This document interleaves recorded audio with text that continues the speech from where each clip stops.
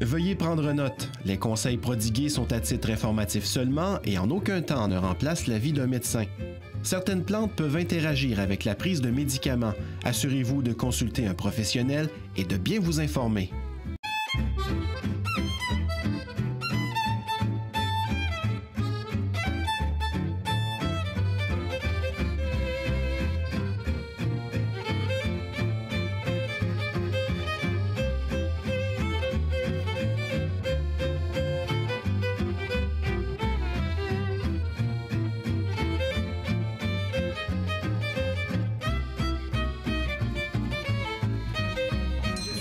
De Catherine Gaumont, qui est la directrice du musée du monastère des Augustines. Bonjour Catherine. Bonjour. Quel privilège de se retrouver ici. On pourrait passer des heures.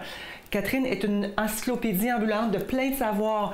Catherine, parle-moi un petit peu de l'influence au niveau du savoir apothicaire, quand les Augustines sont arrivés ici avec leur savoir, l'influence amérindienne, où les deux cultures se sont un petit peu croisées. Oui, absolument.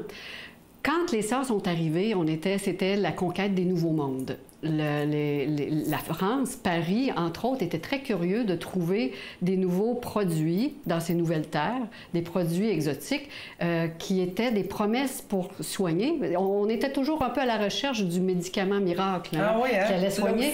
Mais au-delà de ça, la France a été intéressée de trouver des produits nouveaux.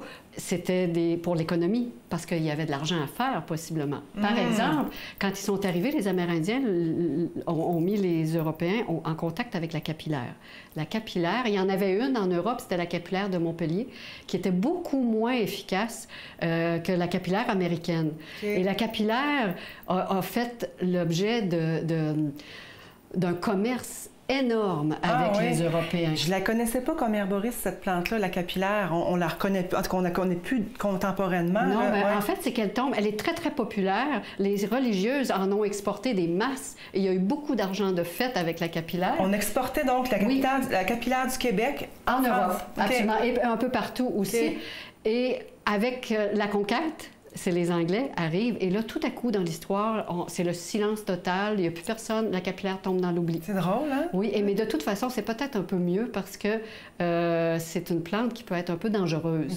C'est un cardio... Tonique, oui, c'est ça. Alors, il s'en servait pour les poumons, mais ça devait avoir un peu des conséquences sur le cœur. C'est ça, les recettes d'anciens temps ne sont pas tous applicables aujourd'hui. Ça reste des plantes, ça reste des principes actifs, puis il y a eu des essais-erreurs aussi qui se sont faits. Là. Oui, c'est ça. Mais cette capillaire-là, on la retrouve encore aujourd'hui dans les sous-bois. C'est vraiment une plante sauvage. Je pense, Catherine, que je vais essayer de la faire pousser juste pour le fun, juste pour voir qu'est-ce qu'elle a l'air. Ça serait le fun. Hein? Il y avait le ginseng aussi qui poussait dans les forêts. Ginseng américain, lui aussi a fait l'objet d'exportation massif. Il y a eu beaucoup d'argent. Et même Père Kalm, qui était un botaniste suédois qui vient là, en 1700, juste avant la conquête, qui a écrit plein de notes.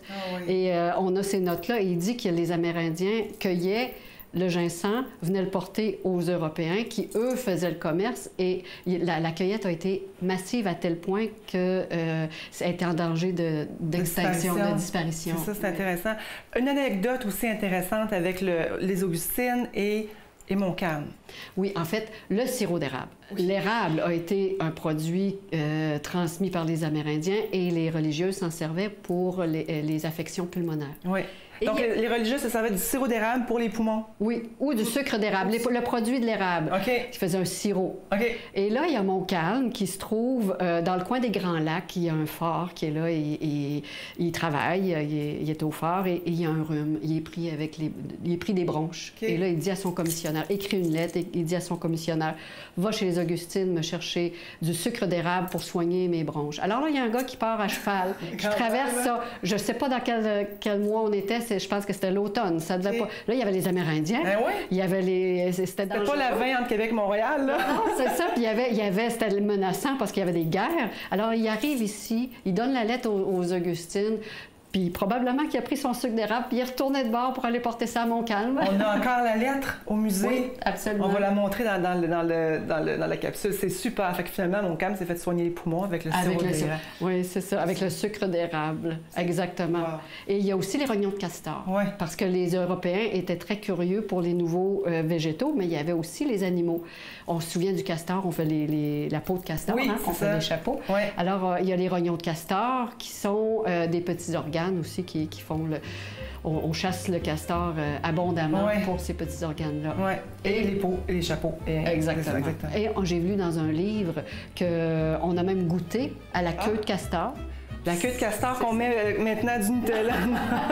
Pas celle-là. Non, la vraie queue de castor, on la mangeait. Okay. Il paraît-il que ça a un goût de poisson. Ah, c'est intéressant. Merci beaucoup, Catherine. Merci beaucoup pour ces informations-là. C'est génial.